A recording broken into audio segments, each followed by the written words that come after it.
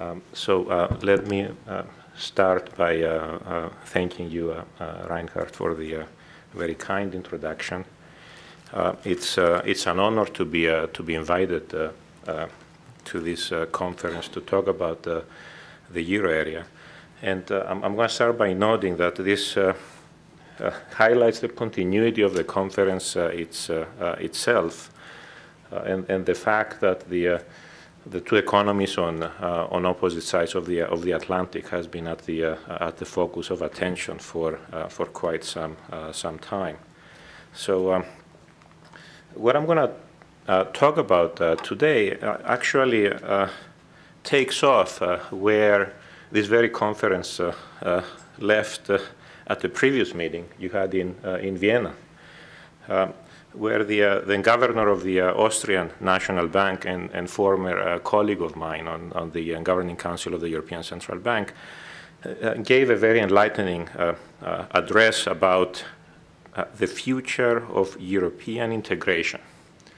And he highlighted some of the challenges ahead.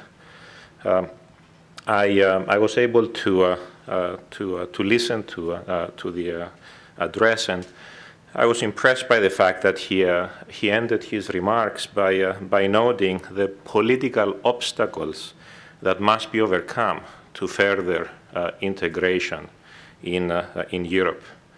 And what I'm going to focus on in my talk today is precisely those obstacles that I see as interfering with the problem and making it rather difficult to come to a good conclusion.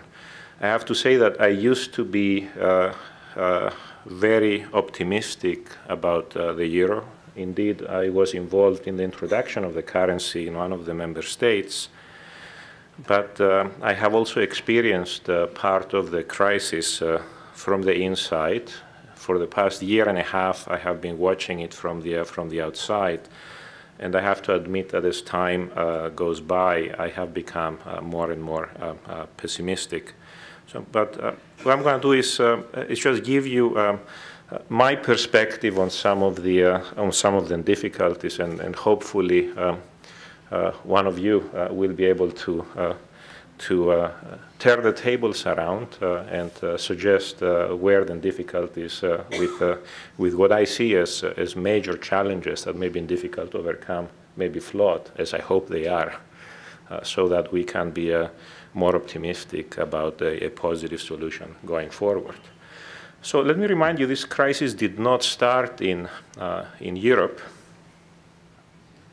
This crisis actually started in the United States, and on this chart you can see just the unemployment rate of the two largest economies, the US and the euro area. You can see that with the Lehman crisis at the end of 2008 and then beginning of 2009, we had a recession that actually was very costly in terms of growth and employment. This shows the unemployment rate around the world.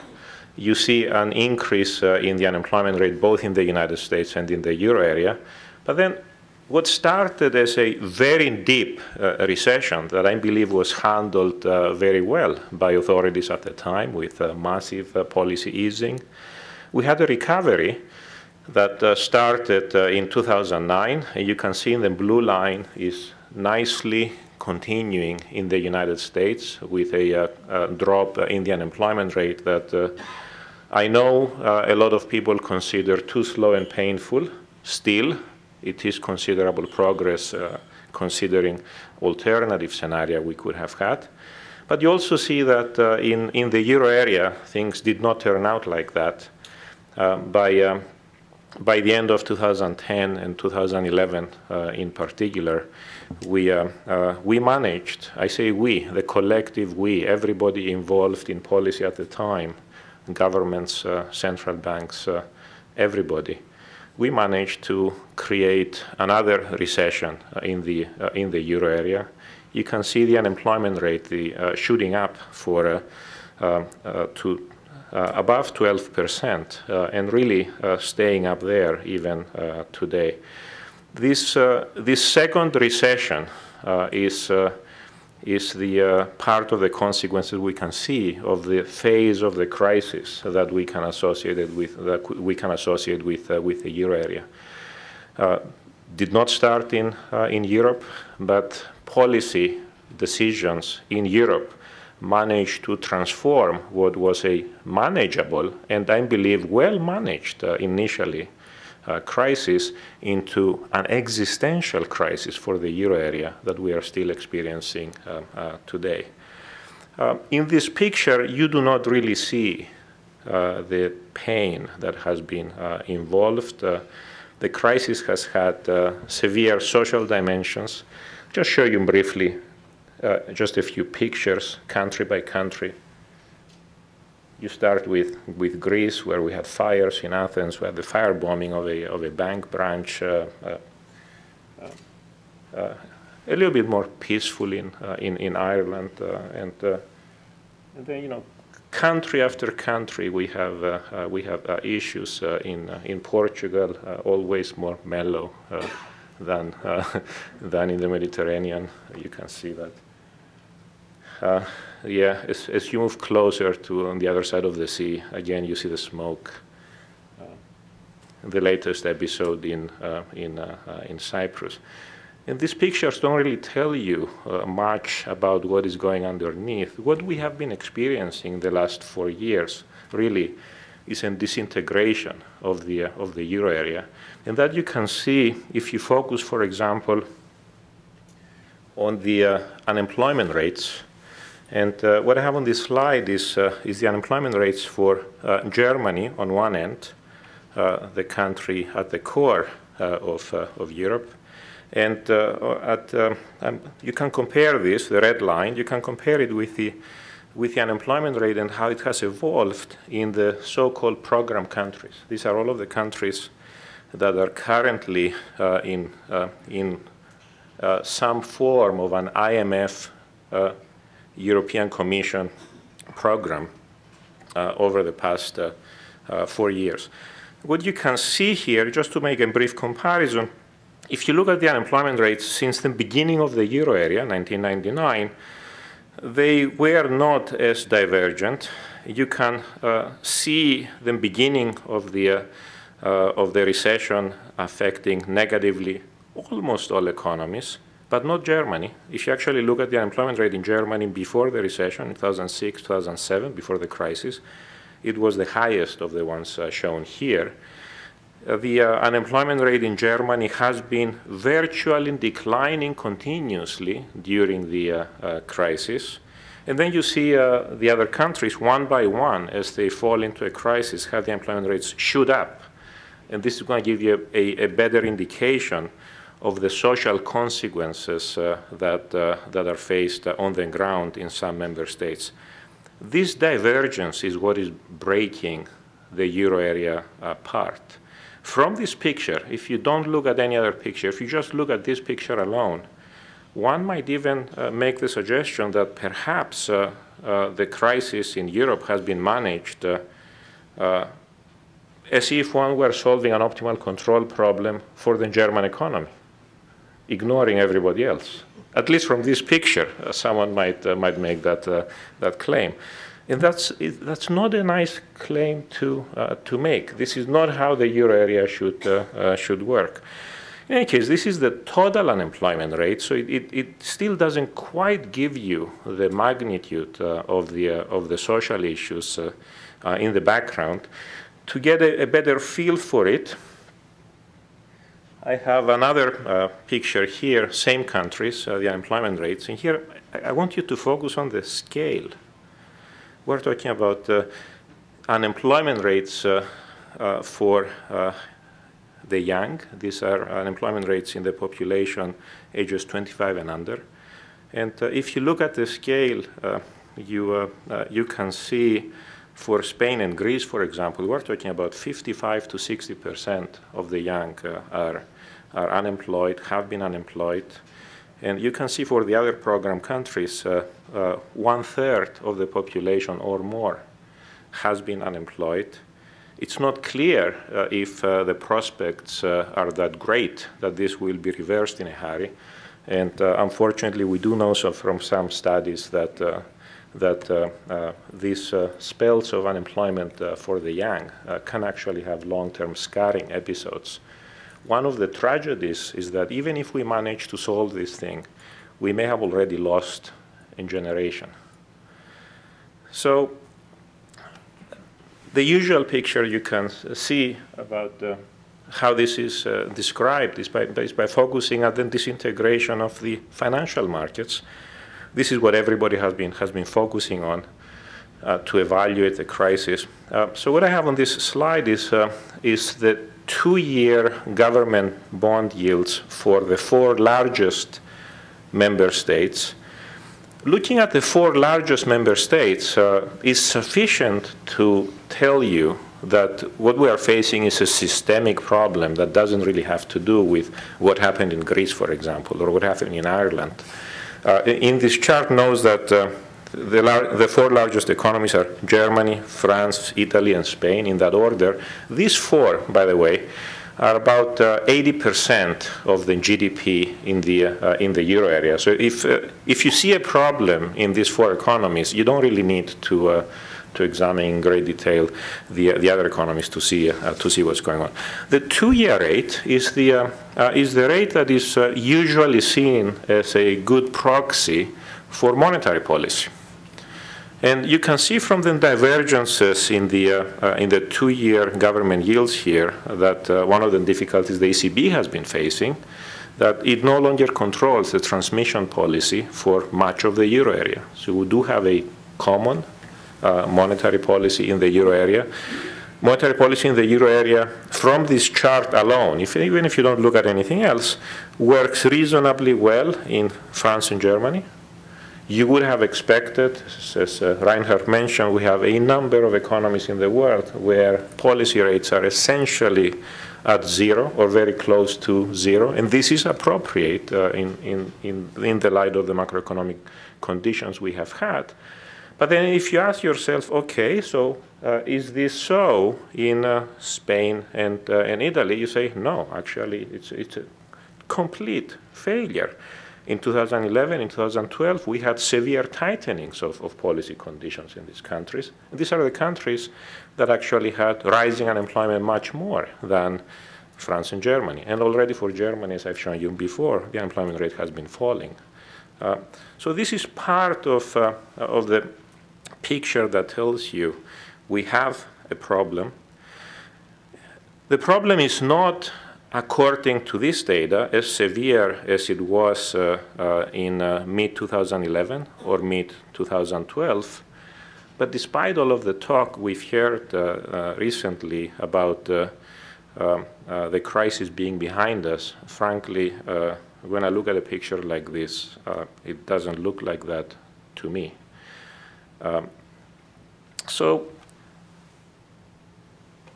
why is the Euro project crashing to earth?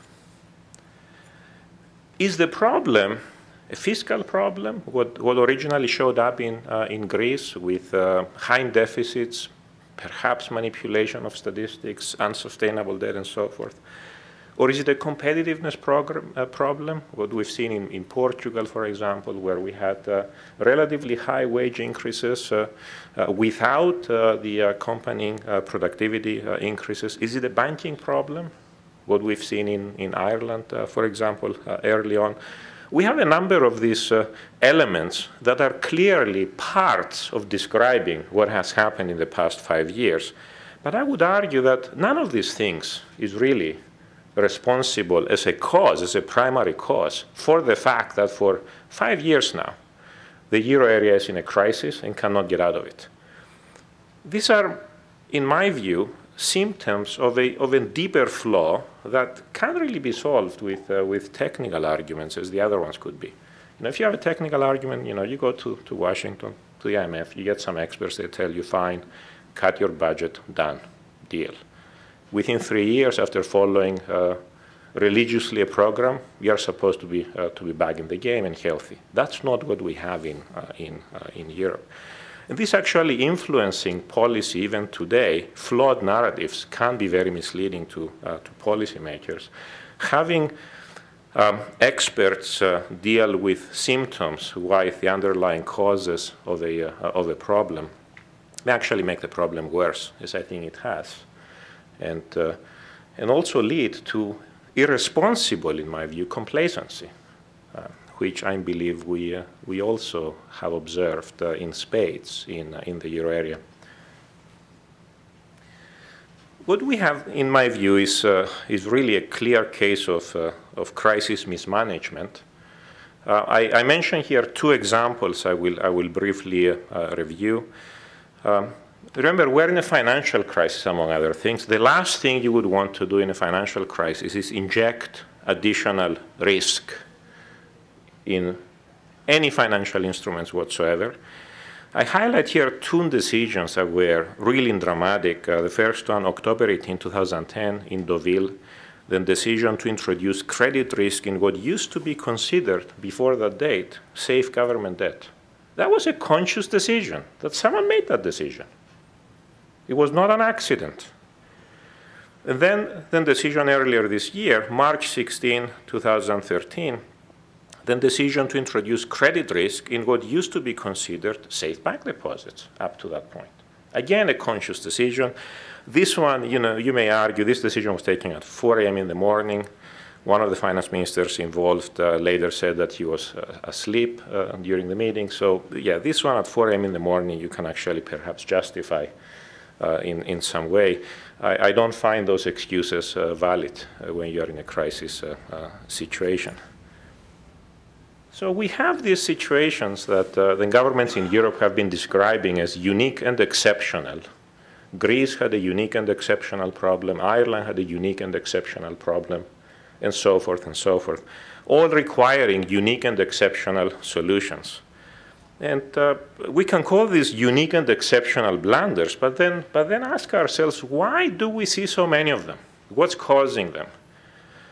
And a good explanation is that these blunders may have been simply the outcome of incompetent advisors.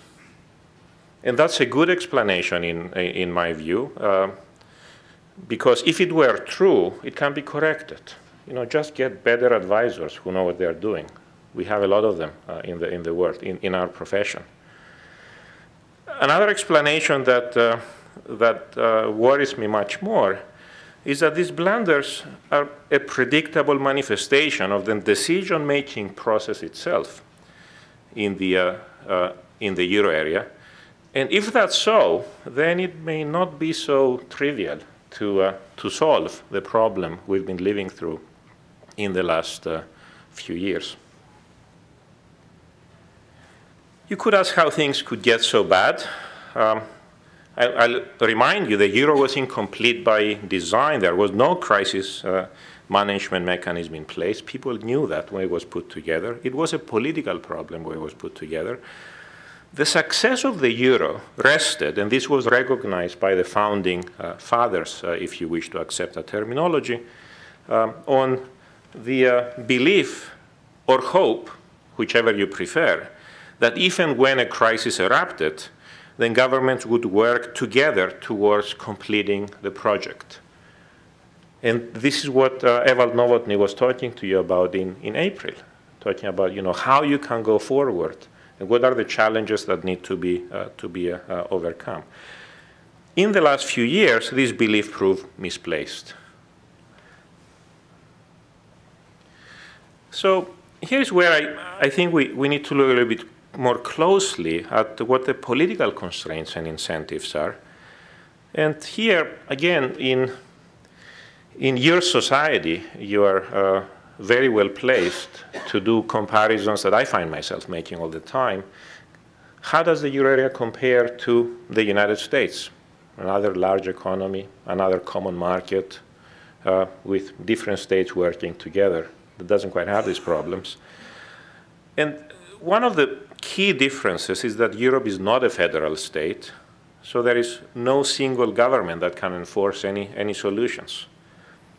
Solutions on issues that may involve adjusting the treaty require unanimous agreement by the governments of the member states.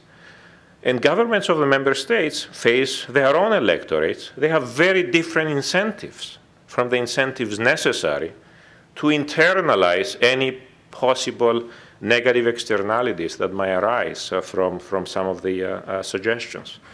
A good solution may be unpopular in the short run to the electorate in some state and may be vetoed by the government of that state.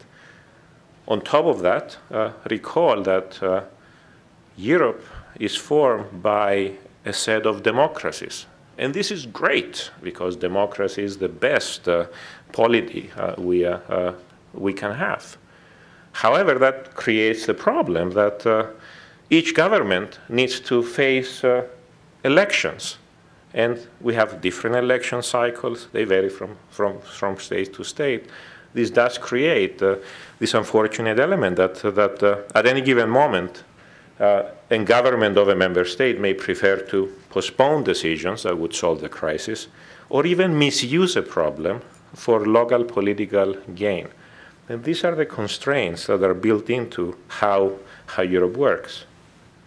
Now, what has happened, and this is, Ewald had talked about this in his remarks in April to some extent, we have had mismanagement of the crisis in the sense that the Deauville decision I highlighted before damaged sovereign markets of euro area member states perceived to be weak. And as a result, some euro area member states face much higher government bond yields, as I've shown you, for example, for Spain and Italy. This actually got worse in 2011 as a result of the fact that holdings of government bonds by banks weakened the capital positions of those banks. And this created a negative feedback loop between banks and sovereigns that is really responsible for the recession we've been through in the last 2 years and the continuing damage for economies in a number of countries. So let me very briefly touch on what happened in Deauville. This was a meeting between President Sarkozy and Chancellor Merkel, where the French and German governments, on their own, without really asking their governments, took a decision to introduce credit risk in markets by adopting the so-called private sector involvement doctrine. Remarkably, the other governments, in a meeting just a few days later, did not object to this. They felt they were not in a sufficiently strong position to object to this crazy idea, even though there were warnings and objections by the ECB. And the president of the ECB is attending these meetings. We know that at the very meeting where this decision was actually accepted by everybody, they were warned. So what was this concept about? This concept said that whenever a euro area member state faced a liquidity pressure, not a solvency issue, first, losses would be imposed on private creditors, and then a potential loan would be considered for the country involved. And this totally switched around the usual rules that the IMF uses, for example, for providing temporary assistance. And the message was very clear to potential investors that euro area sovereign debt should no longer be considered safe. And this was actually seen in markets very quickly. The introduction of credit risk raised the cost of financing for a number of euro area member states, actually most of them. There was a casualty very quickly after that. Ireland, that was in a tough position, lost access within weeks of that decision. That was followed by Portugal. I'm not talking about Greece. I'm not even emphasizing at all what had happened before. That was an isolated episode that could have been treated, and the crisis could have been over by the end of 2010. I'm talking about subsequent decisions that made this a systemic problem. And this PSI doctrine is what generated the adverse feedback loop between sovereigns and banks. Note, that even though this was a blunder for the euro area as a whole, the PSI doctrine proved beneficial to Germany, the country that actually proposed it. And this was perhaps the first, I don't think it was the first indication, but it was the first very serious indication of an adversarial approach to the crisis that was taking hold among the member states. And you may ask, okay, so we have an issue with some governments. What about European institutions in this? And ideally, European institutions could try to play the role of serving the interests of Europe as a whole. European institutions being the European Commission, that is there to ensure that the treaty is enforced, the ECB, the central bank that controls monetary policy for the euro area as a whole. In practice, because Europe is just a loose confederation, European institutions do not have the authority to solve this problem. And there is a perverse role that might actually appear in that the very attempt to preserve the euro at all costs may create the risk of political capture by the European institutions, which may then become counterproductive. You may have specific member states that could misuse the crisis for local political gain over and above the objections of these institutions. And these institutions may see that as still the best possible way to avoid a collapse and hope that a solution may be found later on. And indirectly, European institutions may actually become counterproductive as a result of this. So these are the problems. You can say, but there must be solutions to this.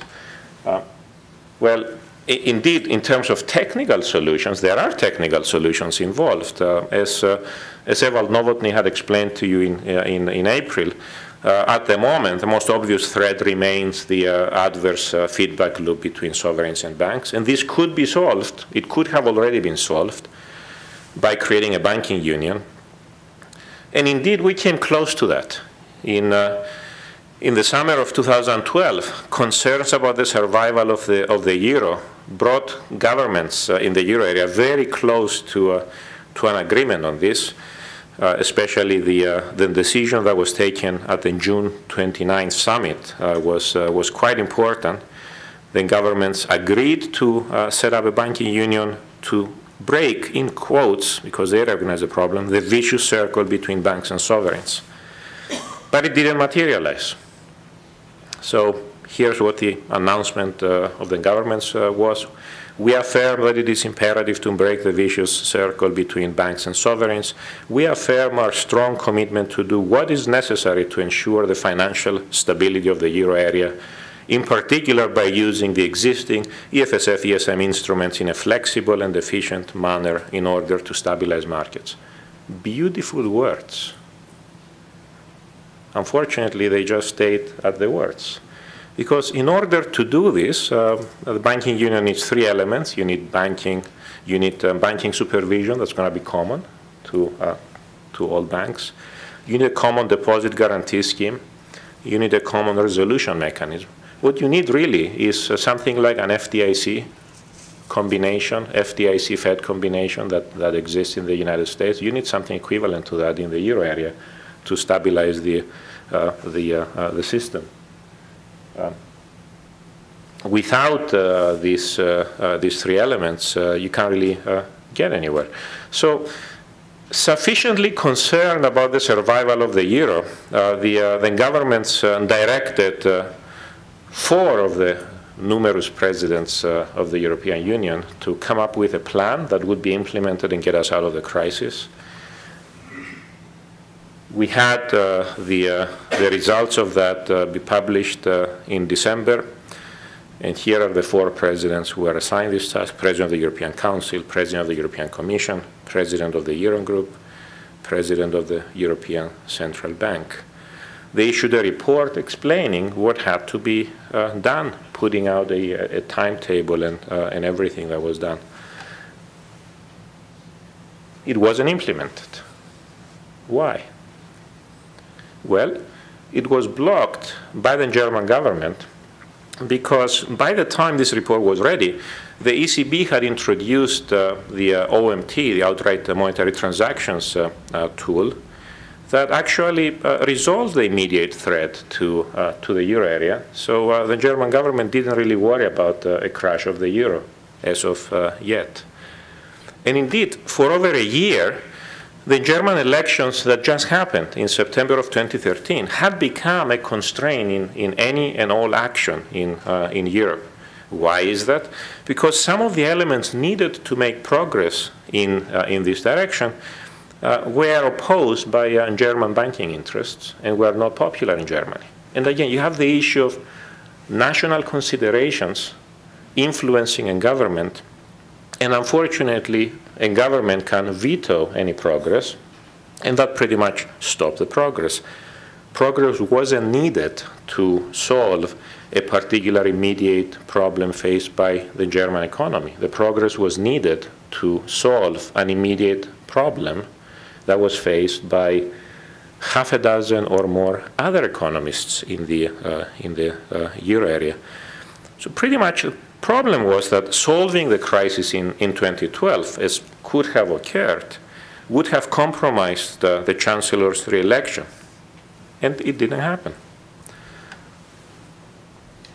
This is why I'm actually quite concerned about whether solutions can be implemented.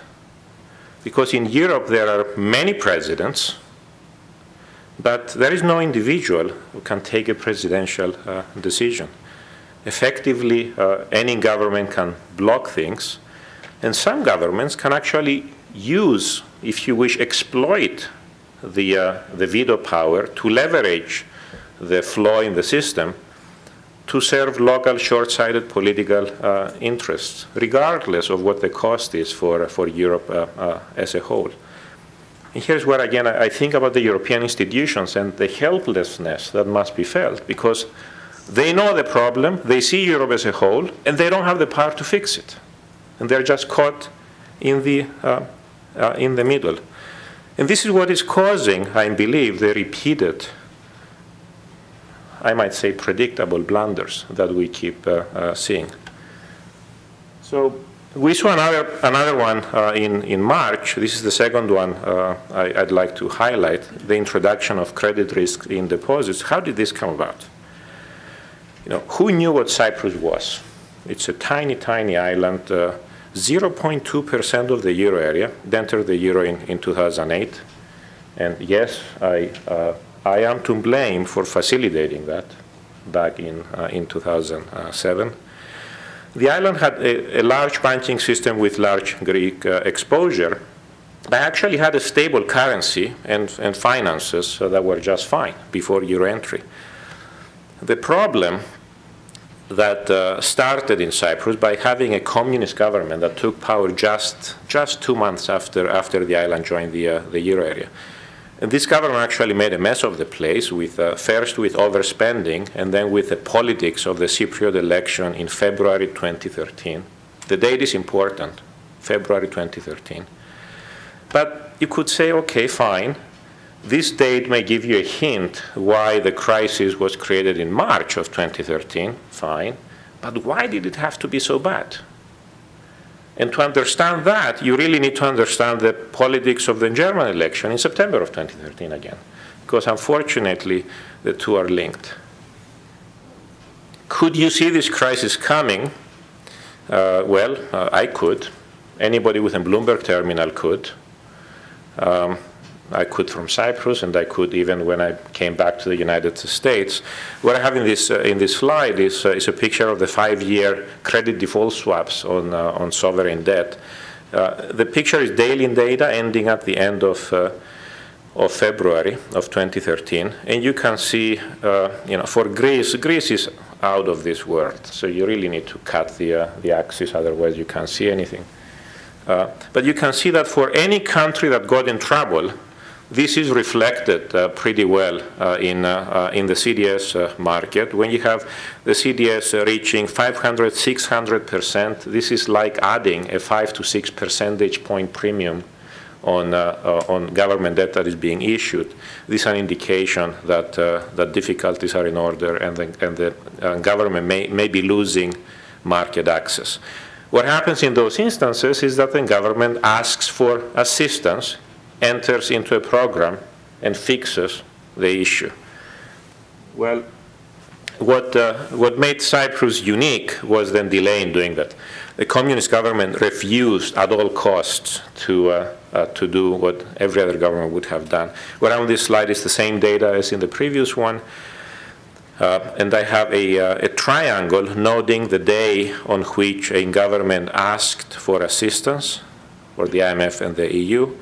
And I have a dot on the day that the program was finalized, signed, agreed, and the implementation started.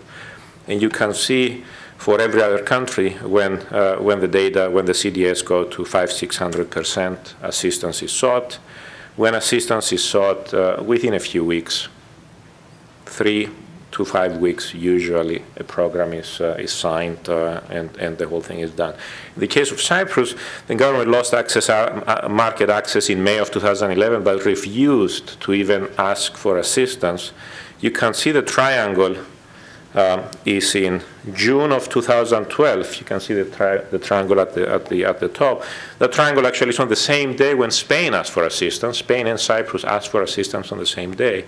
In the case of Spain, a program was finalized within 3 weeks, as expected. In the case of Cyprus, the government refused to discuss anything, and it wasn't finalized until they left office at the end of February. That's why you don't see a dot on this chart. So what happened is that instead of asking for assistance and fixing the problem, the communist government in Cyprus got a bilateral loan from Russia that was calculated to just shore up its finances until the election. And this is one of the reasons why March was the crash, because they timed everything to push it beyond the election. If that wasn't bad enough, in October of 2011, the Cypriot government agreed to the PSI on the Greek debt without actually negotiating anything with the EU partners, as they should have. And that imposed a 25% of GDP capital loss on the banks.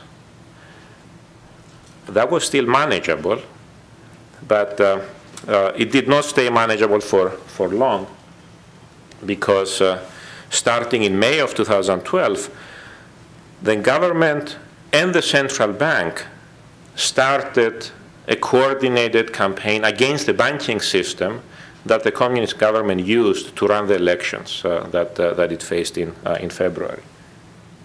You could say, what can the central bank do? It can do a lot of things. Started investigations against the banks with leaks to the media.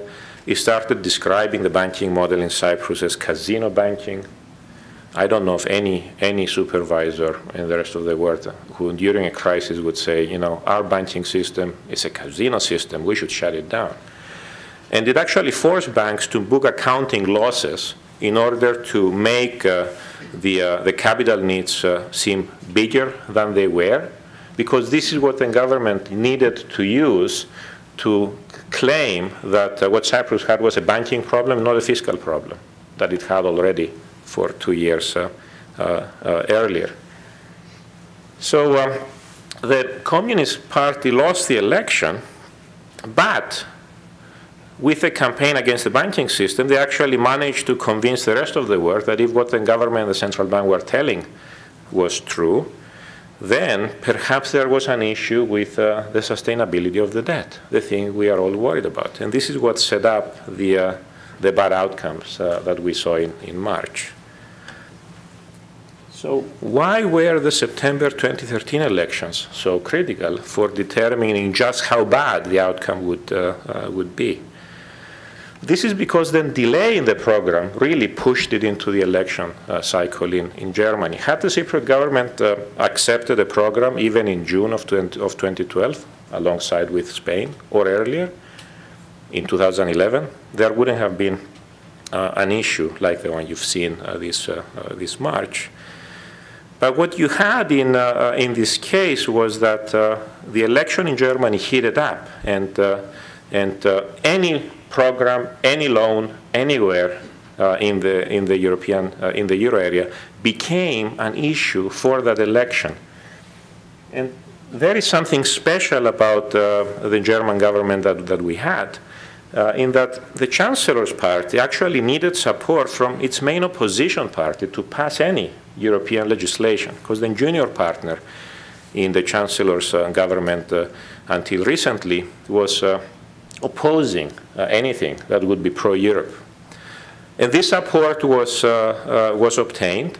So the SPD supported the CDU with regard to Greece, Ireland, Portugal, and then Spain. But as they were getting closer to the election, they wanted to take a tougher stand to create political cost for the Chancellor for any decisions like that. And this became a major issue when German politicians started claiming that helping Cyprus is equivalent to, this is a quote, giving away German taxpayer money to Russian oligarchs who have deposits in Cypriot banks. Mind you, there are more Russian oligarchs and more Russian deposits by those oligarchs in Germany, but who cares about the facts here? The point is what makes for good politics. A particularly damaging but a good summary of the problems the Chancellor was facing showed up in November. My German, as I was explaining to Reinhard earlier, is very poor, so I have to rely on the English translations when I can find them. You can see this summarizes the whole thing. EU aid for Cyprus, a political minefield for Merkel. Oops, can't do this. If you were to actually do a normal program for Cyprus, you would compromise your re-election. What do? Luckily, there was a solution for the German government. And the solution was very simple. What you could do is veto any solution that would not do permanent damage to the financial sector in Cyprus, and if possible, propose a solution that could be described as imposing losses on the Russian depositors. Because this way, the German government could deflect any of the criticisms it was getting from the opposition party and could turn the argument in her favor for the election. And this could be justified simply by using the language that was used by the communist government, the central bank in Cyprus. So it was beautiful. This is what actually happened, and in German election campaign rallies, we could see the reasoning with the Chancellor saying, for example, anyone having their money in Cypriot banks must contribute in the Cypriot bailout. That way, those responsible, the depositors, will contribute in it, not only the taxpayers of other countries. And that is what's right. Well, you know, if you speak to a campaign rally, that's what you have to say. But it was more revealing was the finance minister's remarks later on about the role of the euro, when the finance minister said, "We don't like this business model, and we hope it is not successful." That's, by the way, a similar remark they made for Ireland earlier in the crisis. But what's really revealing here is to say later on the sentence, in the case of Cyprus, we have leverage that we don't have with other tax havens. So let's use it. This is how Europe works. This is what led to the Eurogroup blunder on March 16. I know you're familiar with the decisions there. There was a decision to just haircut deposits everywhere that pretty much did permanent damage to the banking system. The German government was celebrating right after that. The periphery was of course pressured. It was much like the Deauville blunder. This was a wonderful solution for the German government, but the decision-making process we have in the background. can you actually have a solution? Can the European institutions come up with a solution that would pass the political feasibility test at the moment? And personally, I find this unlikely without fundamental political reform in Europe. And of course, many recognize the need for political reform in Europe. But is it feasible to expect political reform in Europe under the circumstances? Well, and again, I view this as highly unlikely with the current configuration of leaders and governments. And that's what I'm going to leave you with. We have a picture of the 10-year sovereign debt. A lot of people try to look at this data. This is daily data as of a couple of weeks ago. Thank you. And a lot of people look at this data and they say, look, the divergences are subsiding. The crisis is behind us, many say. And frankly, when I look at this picture, it's not clear to me what is behind us. I mean, the spreads we have right now, and this is, again, Spain and Italy versus France and Germany. I'm not talking about the tiny countries that have been crushed already. I'm talking about the 4 largest countries. The spreads we see here are still unsustainable, and it's not clear what basis we might have for the long-term survival of the euro. But I would like to be an optimist, so I hope you're going to give me a good reason to be more optimistic than I currently are in the Q&A session, perhaps. Thank you.